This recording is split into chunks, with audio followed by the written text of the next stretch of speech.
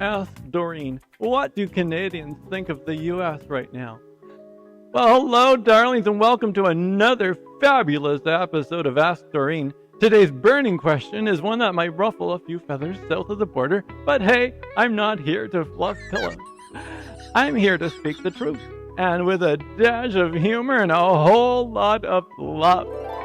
Now, someone asked me, Doreen, what do you think Canadians think of America right now? Oh, honey, I'm happy to spill the Canadian maple tea.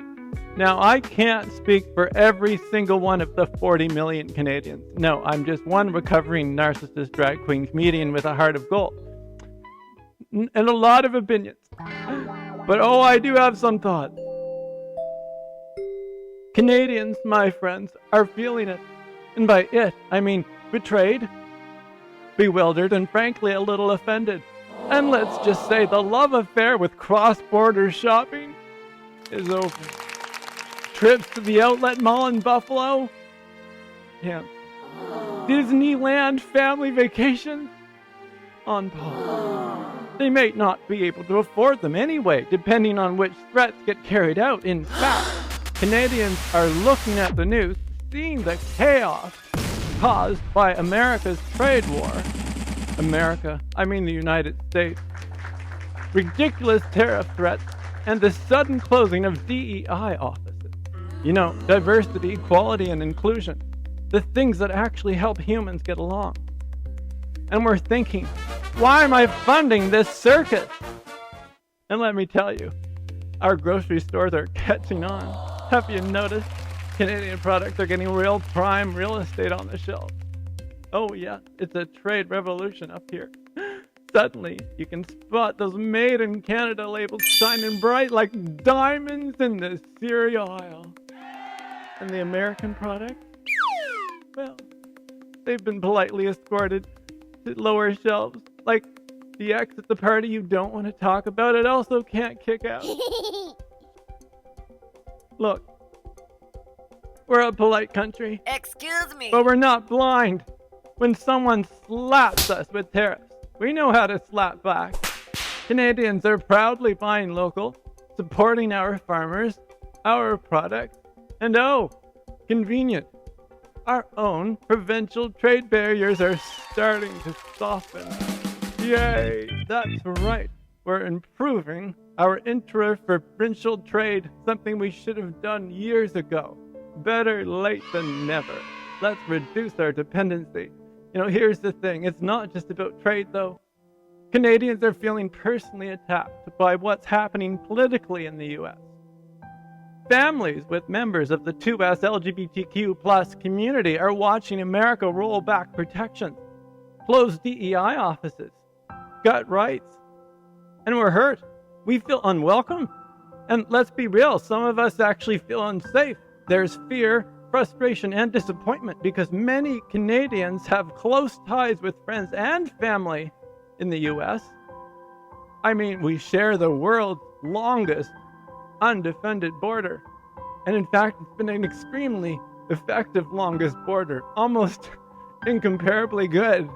Less than 1% of the crime in fentanyl. And now with all this talk of annexation, oh, you heard me right, annexation, we're left wondering if our neighbor has lost the plot entirely. Your manager! Canada and the United States were like siblings, and yet one sibling elected a convicted criminal with the emotional maturity of a 5-year-old and handed him the keys to the world's biggest nuclear arsenal. Oh, yikes. How can we trust you? What are we supposed to think? We are 100% clear that we cannot trust your leader, so we need to be absolutely protecting ourselves until we know it's safe again, with hopes that he doesn't destroy the system preventing the next election, which he has hinted that he wants to do, and he is certainly trying. We are watching someone trying to become a dictator. I guess it's just so much clearer from up here. It's been clear for 5 years. It's hard to watch, though. It's really, really hard to watch. And it's also really hard to look away. I mean, this man lies every day. And he doesn't even lie well. It's like watching a toddler steal a cookie, Well, the crumbs are all over their face, saying, I didn't do it. And the projections, oh my goodness, the projection. He calls others liars while he's telling the tallest lies imaginable. He calls others corrupt while he's handing out pardons like candy to his friends.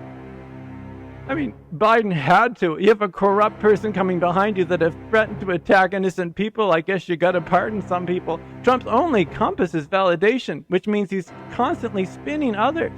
And his many supporters, well, they're well groomed by their far-right churches to believe that mainstream media is the enemy. They've been conditioned not to question, and now they've stuck in this trauma loop, believing fake narratives because it feels safer than facing the truth. Stop! When you go so far down the path, how do you turn back?